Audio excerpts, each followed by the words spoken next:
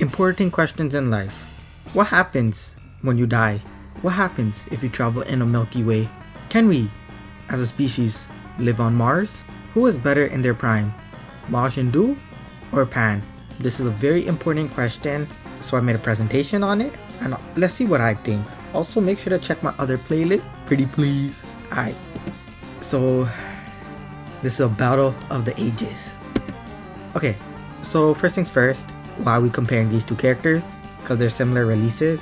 Because Pan plus Beast Gohan was a bait banner before Legends Festival, and you can argue that the Daima tag itself is a bait for Anniversary. And then both were the most broken support units we ever got in the game. Another broken support unit we also got was Skinny Boo, the green one, but he's not on their level. He's close, but these guys are above the rest. So both of them were considered number 2 on release, only behind the character that they juice. So Ku juices Super Saiyan 4 Goku, Pan juiced Beast Gohan. And then sadly, both are Satan's strongest soldiers, and then both traumatized every Dragon Ball Legends player. That's for sure. Never forget the Mamita! Or as some of you know, it's not working. Oh my god, bro. And then Ku just yells, Ku! Yeah, bro, I'm traumatized by this game, can't you tell? So over here, I just found the one on the right, it's Goresh's. I know Goresh put Ku over Super Saiyan 4 Goku. They put them together so they're interchangeable. So we put Goku for Ku, okay? And then on the left, some random one I found. Beast Gohan and then Pan, 1 and 2. So that's like the gist of it, right? So Pan.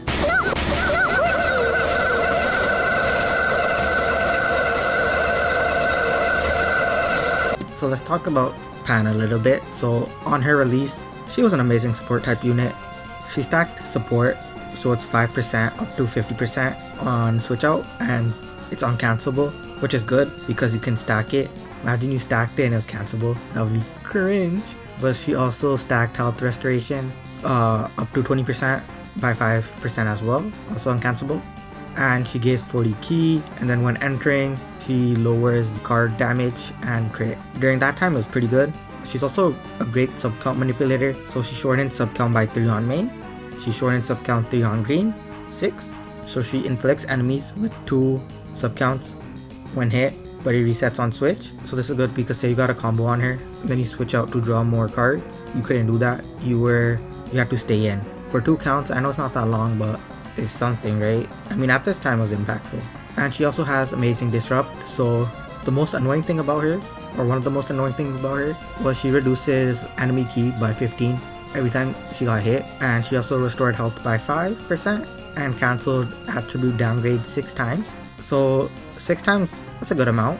And she also got uncancelable defensive neutral for 60 counts. Technically, I would say it's like almost half the game on main, while also drawing a blue and a green.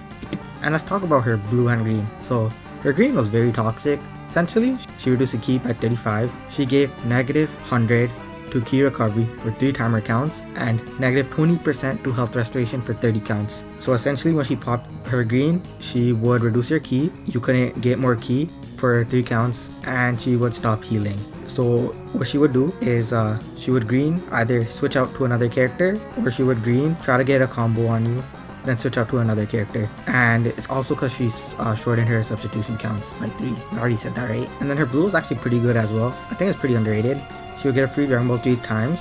So guaranteed drawing Dragon Balls is insanely good. And she was shortened her own substitution counts by 5, but it's 1 time, but it resets. That's pretty good as well. But the thing is, you would rather use Beast Gohan's blue over her blue. So you would just switch into Beast Gohan and then blah blah blah. But her blue card was pretty good, and it was pretty strong too, can't lie. And then Ku. Wanted you out of there, he'll go do it himself on feet by himself. Nigga was the devil, man. That nigga was the devil, man. He had a different wardrobe for each head on 4th grade. Folks around this bitch, he dressing up like the nurses around that bitch. Something's wrong with him. That's not human, man. You're not regular, man. Okay, so Ku is also amazing support. He gives 50% support to the Daima team, and then 30% is unrestricted, 20% is restricted to Daima, but he just gets it flat out. And then he also can get a free card on entry, so he can extend combos. So if you switch into him and you have no cards, you'll guarantee get a card. But if you switch out, he also gives a card to your team. I hate that, bro. And then he also restores health by 15, team healing by the way, ki by 30, cancels allies attribute downgrades and removal conditions on switch out. So Ku is good against Ku, who would have thought, right? Ku, green, eggs, and ham, bruh. So he's also a sub-count manipulator. I would say he's not good as Pan, but still does it, right? So he shortens sub-counts by 2 on hit, which resets on switch. He shortens own sub-count by 3, but only for 20 counts on green. And this one's a little bit more rare, but he shortens sub-counts by allies by 5 when he gets his ultimate off. And then he also has amazing disrupt. Who would have thought, right? So for 2 times, he lowers ki by 50% and he destroys cards on cover change. So what's annoying about this is that Ku forces 50/50s, and it's either you drop or you don't, but if you guess it wrong, it's annoying. The Diamond team causes a lot of 50/50s as well because of Super Saiyan 4 Goku, so both play hand in hand. He lowers card draw by 1 for 3 counts on hit, and then he also increases opponent's card cost and seals main for 5 counts on hit. And then this is the worst thing about him, he gets an additional 20% to inflict an enemy with paralysis if their health is 50% or above when he's getting hit. So he's a star dependent unit, so the more you can tank, the more chance he has to inflict paralysis. And then you know what else he does, right? So he also has annoying green, who would have thought. Essentially, he draws a free card on green. He gets his Spanish back 5 goddamn times, bro. 5 is crazy. I don't know what the fudge they were smoking. 5 times is crazy. Then he restores health and ki. Who would have thought? It's not over. If enemy health is 50% and then he uses a green, he gets card draw for 10 counts. So 2 times card draw for 10 counts. He reduces ki by 40 and then he gives enemy 2 sub counts, which is bootleg lock-in. Blue is nothing special. On blue he just draws another blue. On main he draws a free green and he restores his own health by 30% and ki, and then he destroys 2 Dragon Balls. So the thing about destroying Dragon Balls is if you just destroy them late into the game, it's really hard to make them back, and you know that from Daima. That's why usually if you get a rush, you rush right away because it's hard to get your rush off then, right? He seals strikes. I don't know if I said this, but he also seals greens and blues.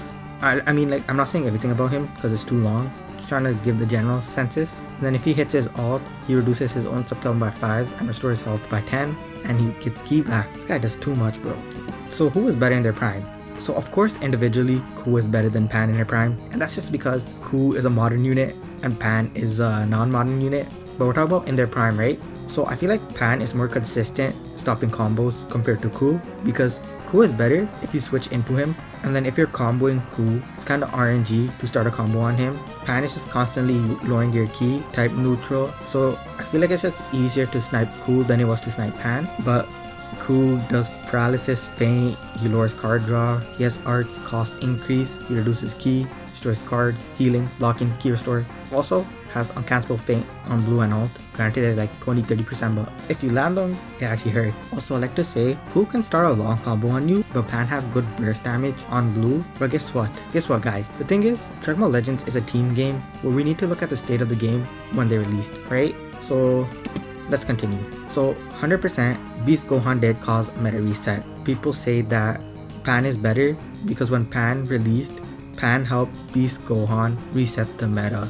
But honestly, Pan did help Beast Gohan, but Beast Gohan reset the meta, if you know what I mean. If you get my gist, bro. And honestly, we don't know about the Daima meta because anniversary is really soon. So we don't know if the Daima meta is gonna be forever broken. As I said in my hot take video, we just need one character to destroy Ku, and then the Daima pillars will start breaking, and then you'll notice flaws, right? But what if they don't counter Ku, right?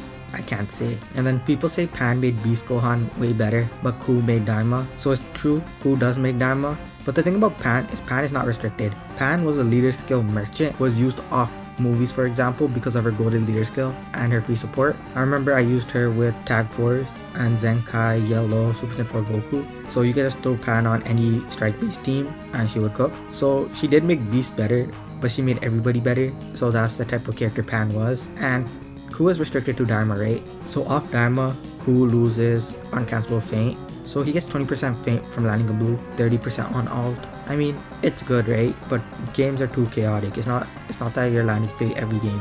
And then he loses the ability to randomly destroy one card and reduce ki by 30 on switching. Ammo, that's pretty big, bro. And Pan was annoying because she made Beast Gohan super broken. Like, for example, you would pop Pan's main, you would get a green and blue, then you would switch to Beast, because then Beast gets a green and a blue. But Ku is super annoying on his own. Ku is just doing too much toxic stuff, and yeah. So if you take Ku out of Daima, Daima falls.